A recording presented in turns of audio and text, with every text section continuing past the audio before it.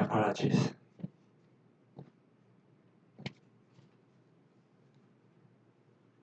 Okay, so a green paper is like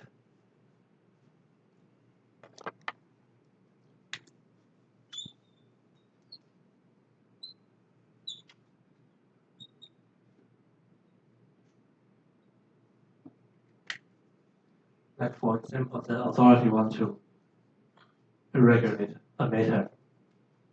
Okay, it first will state, okay, regarding to this matter, we want to regulate like this, like that, or how many choices do we have right now, and then it will request the response from the public. Okay, or the people in this regard. For example, if we want to regulate the telecoms market or policy in the telecom sector, the people who respond are usually the telcos, the tel companies. Okay, but anyhow, even if you are not a telco, even you are just an individual who is interested in telecommunications regulation, you can send your opinions. Okay, so this is a green paper. It requests your opinion. It's a consultation paper. Consult your opinion. Okay. And then the white paper. The white paper is something the authority already decided what it's going to do. Okay, so it's not really a legal document. The statement in the white paper is not. It does not have a binding power, but it's just a report. A report about the decision is made about. Decision or the decision after the consultation. So in the late 1980s, I think begin in 1984, in the green paper, white paper, and there was a directive. Let's take a look at these first. Okay, the green paper at that time was called Towards a Dynamic European Economy. Green paper on the development of a common market for telecommunication service and equipment.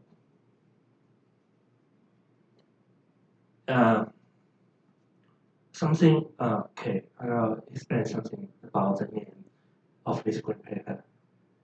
Towards dynamic economy. So, firstly, what is a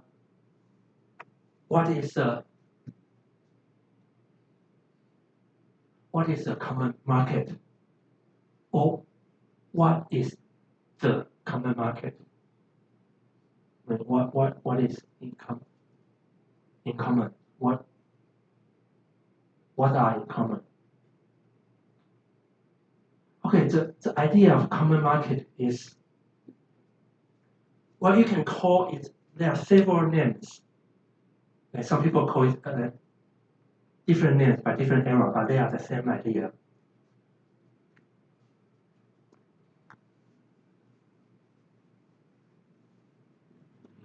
The idea of common market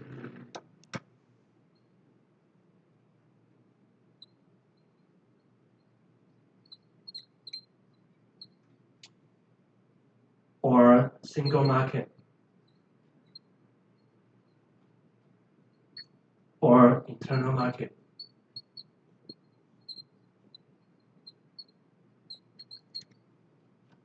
They all refer to the same thing, the market in the European Union.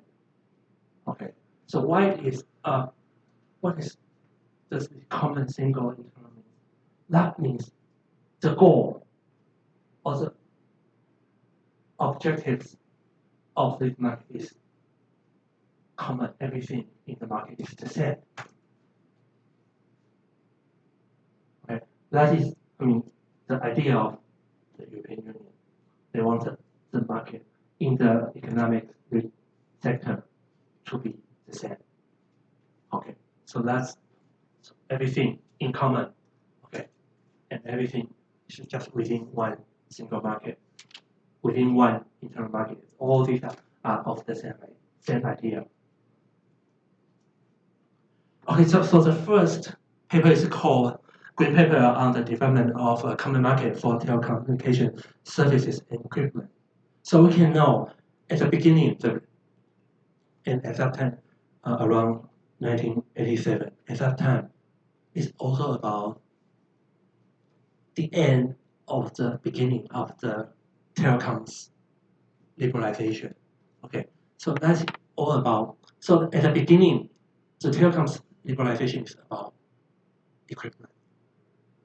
Okay, because at the beginning, before that, the equipment was all owned by the country, was all offered by the country. Okay, maybe you don't remember, the telephone set in your home,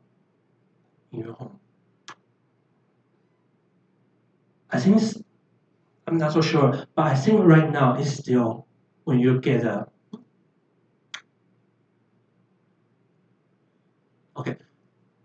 at least for a very long period of time, when you apply for a telephone set in your house, in your home, you don't really buy that set. You kind of rent from the country, from the government. Okay, and so as that time, the country is kind of a monopoly of telecoms equipment. Okay, the only one offerer of the telecoms equipment. And at that very beginning, telephone sets were very expensive, very, very expensive. At the beginning, for example, I don't know, I'm not so sure about the situation in other countries, but in Taiwan, at the beginning, only very wealthy people were able to apply for a telephone set in their home, like a television, like a telephone. Although television is not public, but telephone and all those equipment were very expensive. Maybe at the beginning there were like tens of thousands per set, like a New Taiwan dollars per set, and that was in maybe 50 years ago, or maybe more than that. So we can consider how much was tens of thousands at that time, perhaps millions right now. Okay, for one telephone set. And then at that time, the only provider of telecommunications equipment was the country. Okay, so the first step of telecoms liberalization is about the liberalization of telecommunications equipment. So, so this green paper is regarding the development of the common market for telecommunication service and equipment. That's why we want to create the same rule in the common market for those telecom services and equipment.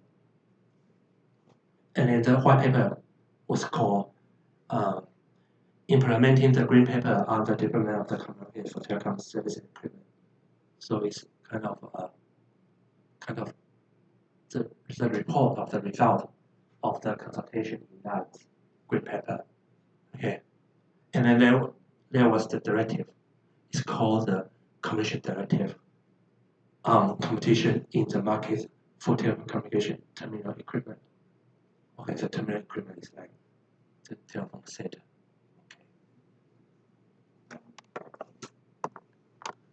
Okay, so another point to see and hear. Okay, so these are the codes for the legal document. So like the reference code. So you can just type in this code to Google the full document. Because if you just Google the name like this, sometimes the result will turns out to multiple documents and you don't know which one is which. But this code will not change. Okay. Another thing we see here is this is called the Commission Directive. Okay, we still remember what directive is, right? It's a secondary legislation of the European Union. But besides the Commission, the legislative body, the European Council, and the European Parliament, they can also make directive. Okay, so the legislative powers, the authorities can make directive, and also the Commission can make directive. So directive, sometimes you see the Commission directive, sometimes you see the Council and the Parliament directive. But their strengths, their legal effect are the same. Okay. The European Union law does not distinguish the directive between the directive made by the Commission or the directive made by the Council. Okay. So these are the very early documents of the European Union telecoms regulatory framework. So we just go back to the previous slide. And then, okay, so the first legal document is to open up European national markets to telecoms equipment and services, and then to create a single market in telecom services. Okay. And then in the 1990s, I think it's not precisely in year 1990, maybe 1990s, around that time, there was another legal document called the Open Network Provision, the ONP Framework Directive. And the aim for this directive, for this legal document, is to harmonize the conditions for open and efficient access to and the use of public telecoms networks. Okay, we will soon talk about why it is necessary, why it is very important to open and efficient access to and the use of public telecoms networks. We will soon talk about that. Okay, let's get into the next slides. So we have already finished this. Okay, and then we will get into the first milestone, which is the telecoms package of year 2002.